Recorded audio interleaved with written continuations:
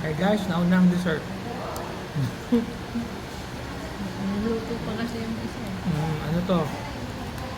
35 isa, so dalawa, 70. Tapos yung lunch namin, Maggi curry. Maggi curry lang? Maggi curry with egg. That's total is Sa halagang 40 pesos. 40. So dalawa is Hindi. 80. 80 plus 70.